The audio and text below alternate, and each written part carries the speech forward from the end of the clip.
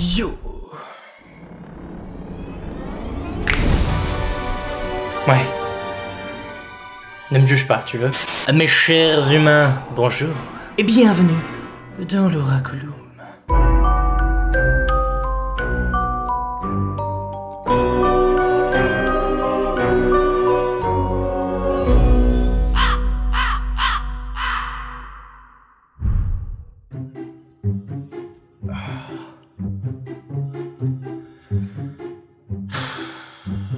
Alors oui, j'ai retiré le costume de sorcière, je crevais un petit peu de chaud. C'est le premier jour du printemps, aujourd'hui. Enfin, quand je tourne, parce que là, on est dimanche et bah, c'est... Bref. Aujourd'hui, bien sûr, je vais te présenter un jeu que j'attendais depuis tellement longtemps, parce qu'il a été en rupture pendant tellement longtemps. Je te parle bien sûr du tarot Histoire de sorcière par Deborah Blake et Jessica Alba. Non, Elisabeth Alba. Bien entendu édité aux éditions Arcana Sacra, d'où le packaging juste magnifique et propre à cette maison d'édition là. Donc avec un système d'aimant, donc on est sur une boîte assez volumineuse, tout simplement parce qu'à l'intérieur on y retrouve le guidebook dans un format plus qu'agréable, avec des images en couleur très grandes, bien plus grandes que les cartes. Vous verrez, je vous ferai un petit comparatif. Et puis à l'intérieur de la grande boîte, nous avons la petite boîte qui referme les cartes de ce jeu, donc une petite boîte rigide, une boîte cloche. Et regardez-moi ce dos de cartes, n'est-il pas adorable? Alors il va beaucoup ressembler, ainsi que l'ensemble du packaging autour de ce jeu de cartes, à la version anglophone, sauf que là Arcana Sacra a refait tout un travail d'édition autour du jeu. Du coup on n'aura pas le même dos, on n'aura pas la même boîte, on n'aura pas le même guidebook, en fait, le même livre d'accompagnement que la version anglophone. Et il pousse même au niveau du détail en par exemple nous mettant une illustration systématiquement à l'intérieur du couvercle de la boîte cloche, et ça je trouve ça juste super sympa. C'est qu'un petit détail, mais en fait ça change tout. Ensuite, et si vous vous demandez, on est sur des cartes qui glissent extrêmement bien, et ça c'est hyper appréciable. Et en plus de ça, on est sur des cartes sans bordure. Alors je sais que ça plaît pas forcément à tout le monde, mais moi je préfère quand il n'y a pas de bordure, justement, parce que ça donne beaucoup plus d'impact. On arrive à se concentrer beaucoup plus facilement sur l'image. C'est vachement plus parlant, en fait, je trouve, en tout cas à mon humble avis. Et vous verrez ça, bien entendu, dans la suite de la vidéo, avec chacune des cartes en musique, comme d'habitude.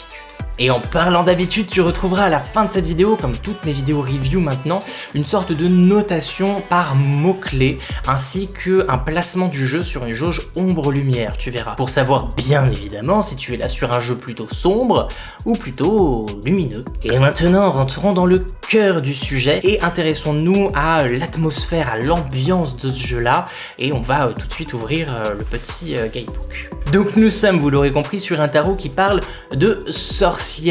Et ce que j'aime énormément avec ce jeu, c'est bien sûr les graphismes, les dessins. On est sur un jeu qui fait quand même assez BD, et ce qui est marrant, c'est que ça va allier en fait des références extrêmement historiques. On va avoir un peu ce stéréotype de la sorcière à l'américaine, avec son chapeau pointu, son balai, ses potions, son chat. Alors des chats, vous allez en avoir partout.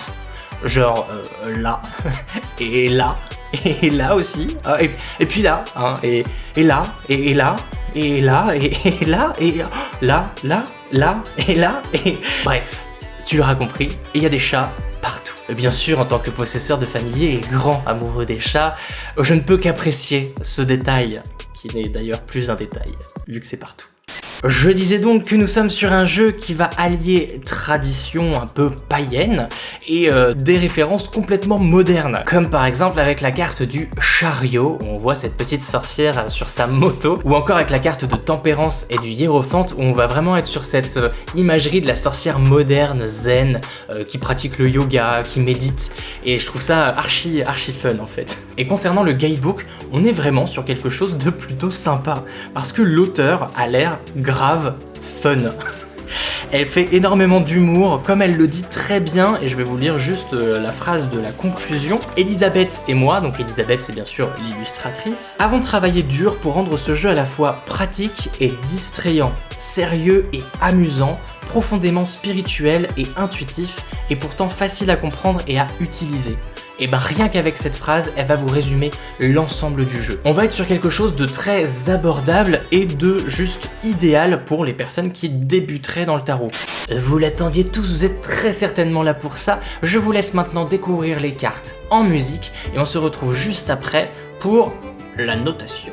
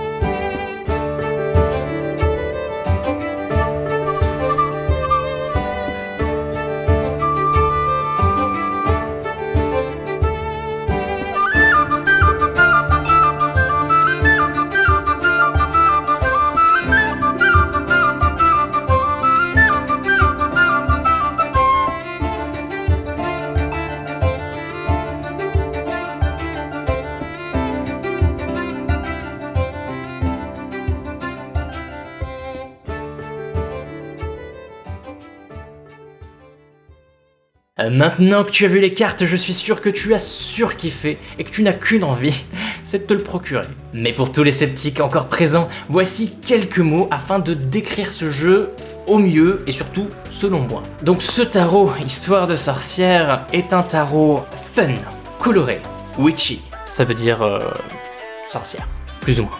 Pour débutants et avec beaucoup de chats. Et pour le placer sur une jauge ombre-lumière, je dirais qu'on est sur quelque chose de plutôt clair. Du fait qu'il soit très coloré, qu'il soit drôle, humoristique sur certains points, et puis vraiment adapté aux débutants, je le mettrais plus sur quelque chose de lumineux. Mais il n'est pas là non plus pour te dire que tout ira bien, donc je le mets pas non plus sur du très lumineux. Tu vois ce que je veux dire? Bref, c'est ainsi que s'achève cette review du tarot Histoire de sorcière aux éditions Arcana Sacra. J'espère que ça t'aura plu, que ça t'aura donné envie de te l'acheter, et j'espère que t'aimes les chats. Parce que les chats, bah c'est mignon. Et puis, je te souhaite un très bon confinement, prends soin de toi, c'est très important, reste chez toi, je te fais plein de bisous, et on se dit à très vite, à plus.